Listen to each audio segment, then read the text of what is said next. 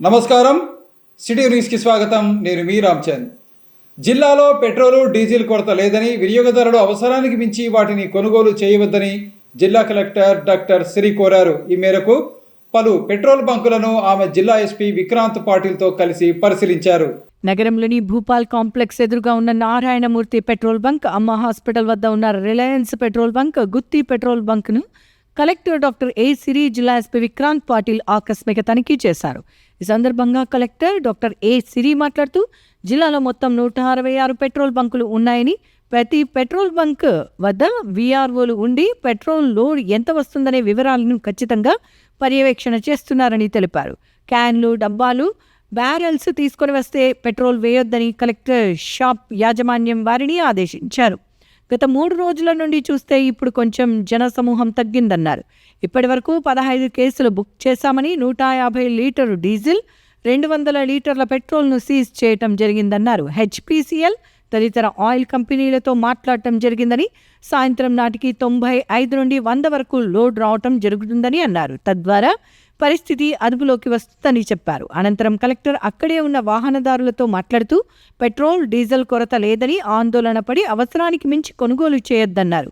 ఇటువంటి సమయంలో వాహనదారులు కూడా అధికారులకు సహకరించాలని కలెక్టర్ వాహనదారులకు సూచించారు. ఖమ్మం జిల్లాలో మనకి పెట్రోల్ బంక్, డీజిల్ కలిపి మొత్తం 166 బంక్స్ ఉన్నాయి. ఇప్పుడు ఇక్కడ విశ్వనాథం పెట్రోల్ బంక్ కి వచ్చాము.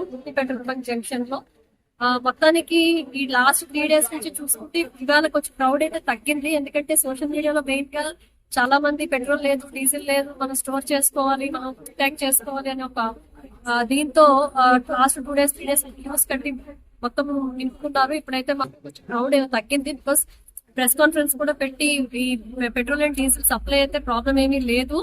ఇది ఆర్టిఫిషియల్ గా ఒక షార్టేజ్ క్రియేట్ అయింది. ఎందుకంటే ఎక్కువగా కొట్టేసుకోవడం, ఫ్యూయల్ ట్యాంక్స్ లో నింపుకోవడం వల్ల, అలాగే బ్యారెల్స్, క్యాన్స్ తో కూడా నింపేవాళ్ళు. అదంతా కూడా స్టాప్ చేసాము. ఇప్పుడు కూడా ఒక 15 కేసెస్ ఆల్రెడీ బుక్ చేసి ఒక 150 litres diesel and 200 litres petrol కూడా సీజ్ చేయడం జరిగింది. ఖచ్చితంగా సిచ్యువేషన్ ఇస్ అండర్ కంట్రోల్. ఇప్పుడు కూడా morning HPCL, IOCL and sales officers తో మాట్లాడడం జరిగింది. మొత్తంగా టోటల్ గా 95 to 100 లోడ్స్ మనకి ఈవినింగ్ వచ్చే అవకాశం ఉంది. ఆల్రెడీ 12 o'clock కూడా కొన్ని లోడ్స్ వస్తూ ఉన్నాయి. బై ఈవినింగ్ చాలా వరకు స్టాక్ వచ్చేస్తుంది. ఇప్పుడైతే చూసుకుంటే 166 బంక్స్ లో 42 బంక్స్ ఖాళీ అయినాయి. సో ఇప్పుడు మళ్ళీ ప్రెషర్ పెరగకుండా మేము కూడా కస్టోడియన్ ఆఫీసర్స్ ని, డిఆర్ఓస్ ని, ఎస్పీ సార్ కూడా పోలీస్ సైడ్ నుంచి పోలీసులు పెట్టడం జరిగింది. ఏదైనా సరే చాలా వరకు ఈ యాక్టివిటీస్ అన్ని కూడా ఏదైతే ఫుల్ ట్యాంక్స్ చేయకుండా కొంచెం లిమిట్ చేస్తూ, ముఖ్యంగా హాస్పిటల్స్ కి వాళ్ళకి ఇబ్బంది లేకుండా చూసుకుంటూ వీఆర్ అబ్జర్వింగ్ ద సిచ్యువేషన్. ఇప్పుడైతే కొంచెం క్యూ అవి కూడా కొంచెం తగ్గినాయి. రోడ్స్ వచ్చిన తర్వాత ఖచ్చితంగా సిచ్యువేషన్ అండర్ కంట్రోల్. రాష్ట్ర ప్రభుత్వం టీబీ నిర్మూలనకు సమగ్ర చర్యలు చేపడుతోందని జిల్లా కలెక్టర్ సిరి అన్నారు. ఈ మేరకు నగరంలోని కలెక్టరేట్ సమావేశ మందిరంలో గ్రీన్కో సంస్థ ఆధ్వర్యంలో టీబీ పేషెంట్లకు పోషకాహార కిట్లను అందజేశారు.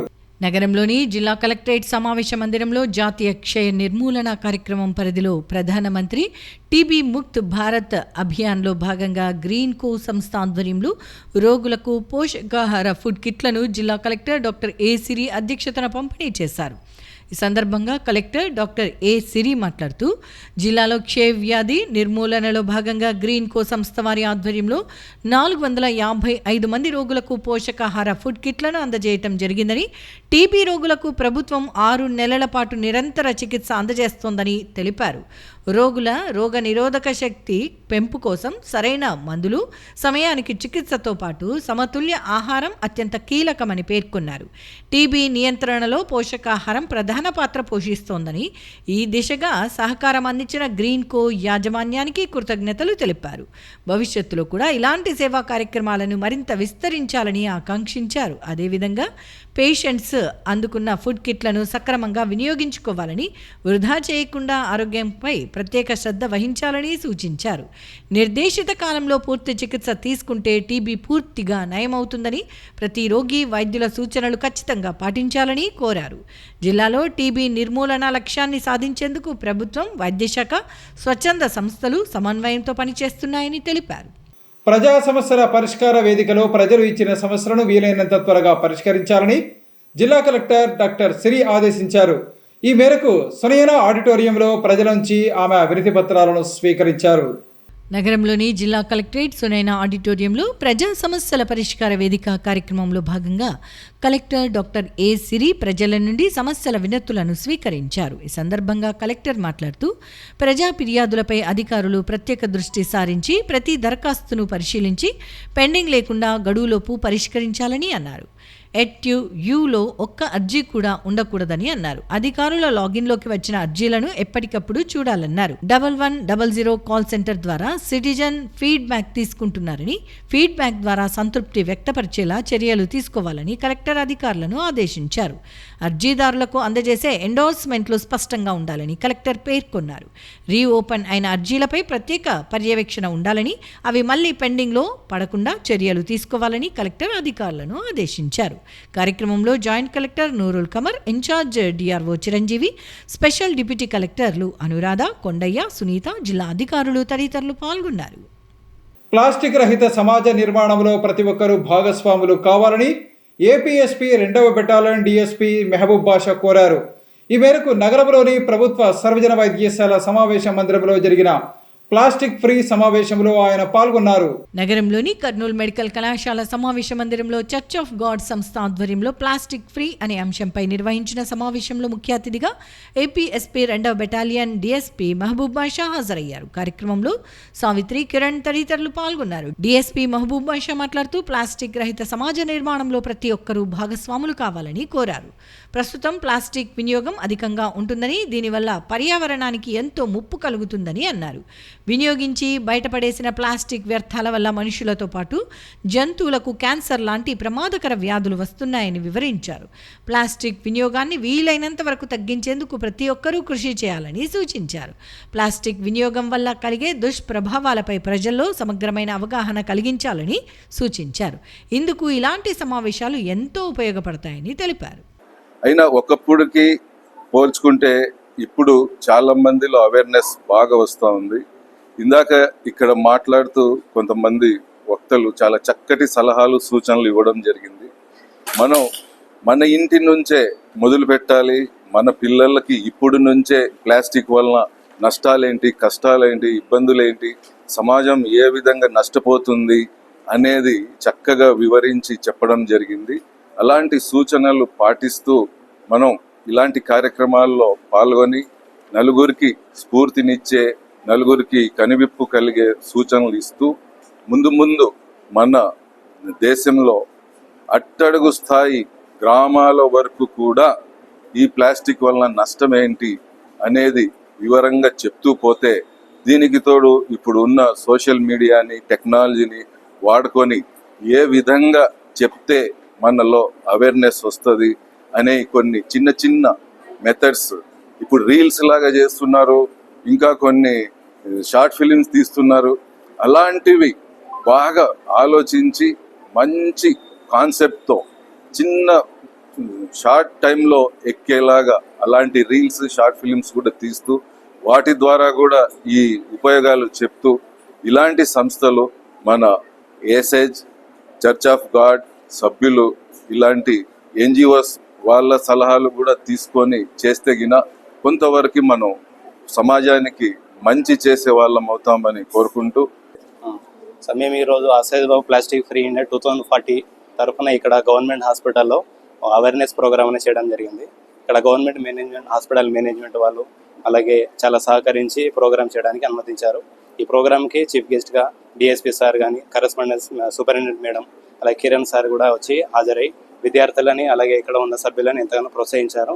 సో ఈ అసైజ్ అనేది ప్రపంచవ్యాప్తంగా 175 దేశాలలో ఎక్కువగా 7,800 సంస్థల కంటే ఎక్కువగా ఉన్నది. ఇది world mission society church of God ద్వారా ఇది నడిపించబడుతుంది. తద్వారా మనం 2040 ప్లాస్టిక్ ఫ్రీ అనే నిదానంతో ఇప్పుడు వెళ్తుంది. ఎందుకంటే ప్రపంచవ్యాప్తంగా ప్లాస్టిక్ అనేది మన జీవితంలో భాగంగా మారింది. కానీ ప్లాస్టిక్ అనేది ఇది చాలా ప్రమాదకరం కూడా మారింది. అందుకే ఈ ప్లాస్టిక్ ఫ్రీ తీసేయడానికి 2040 వరకు ప్లాస్టిక్ ఫ్రీ ఇండియా కోసం అవేర్నెస్ అనేది చేస్తున్నాం.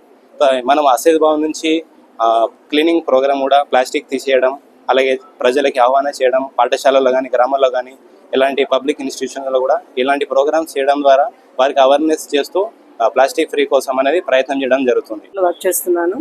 అసైజ్ సంస్థ వాళ్ళు 2040 ప్లాస్టిక్ ఫ్రీ సంస్థ వాళ్ళు మమ్మల్ని ఇన్వైట్ చేయడం జరిగింది. ఇది చాలా చక్కగా మనకు భవిష్యత్తులో చాలా మంచి ప్రోగ్రామ్, ఇటువంటివి అవేర్నెస్ ప్రోగ్రామ్స్ ముందు చాలా చేయాలని కోరుకుంటున్నాం. బట్ ప్లాస్టిక్ ఫ్రీ అనేది ప్రతి ఒక్కరు కూడా దీన్ని ప్రాక్టీస్లో పెట్టాలి.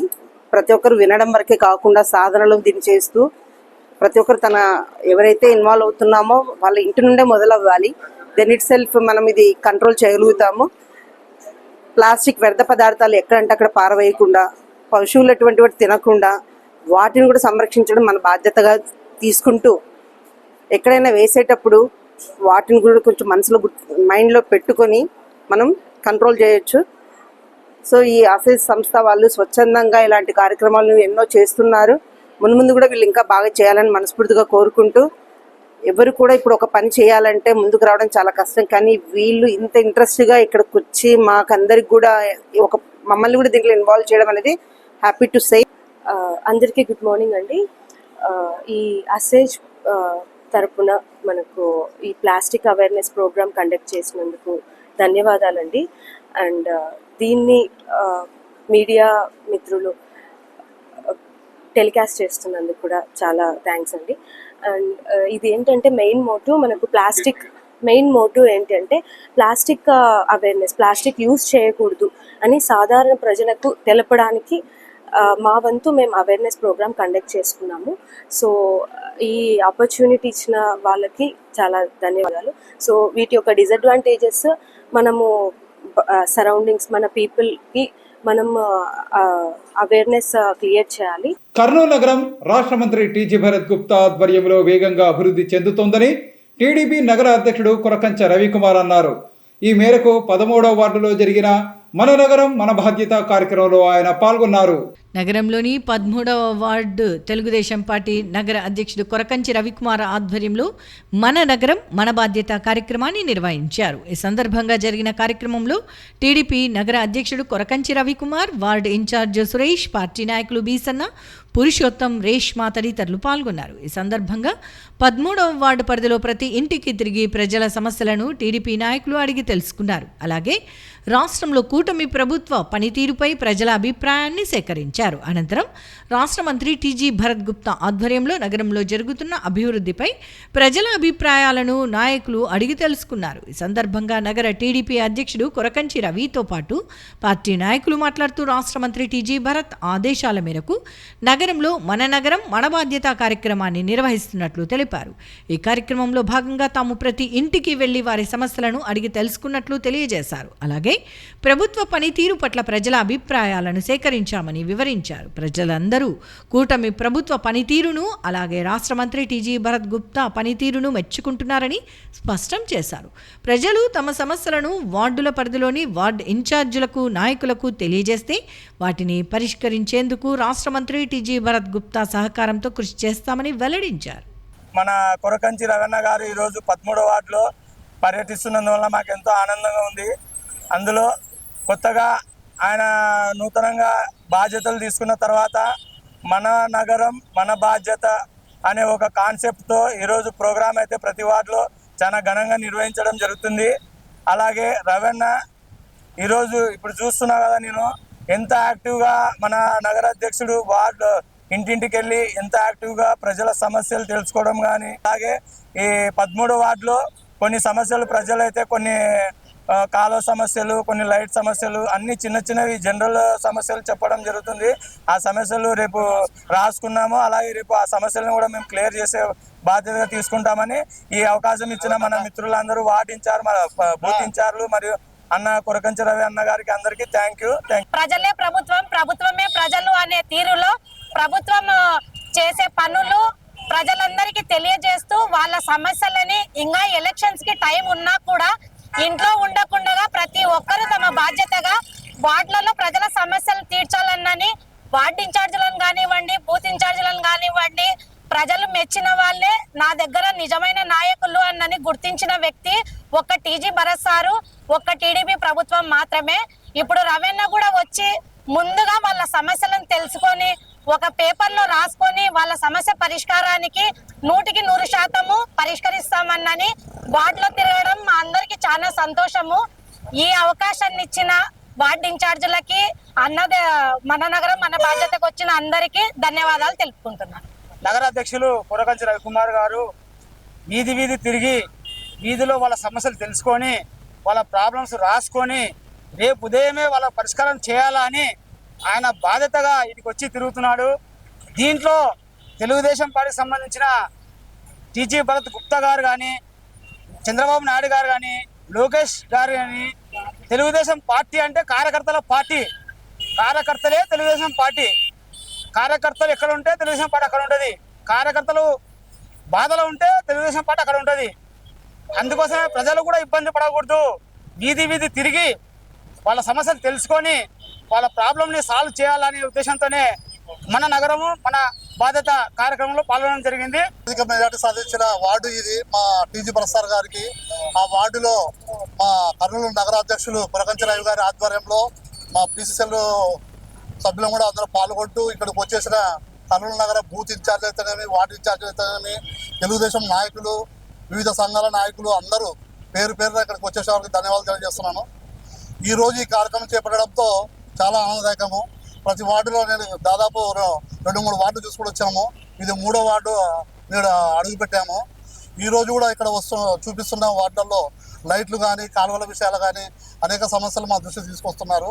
ఆ విషయాలను మేము ముందుండి సాల్వ్ చేసడానికి మా కొరకంచరావు గారు అలాగే వార్డు ఇన్ఛార్జీలు అందరూ కలిసి ముందుకెళ్తున్నాము.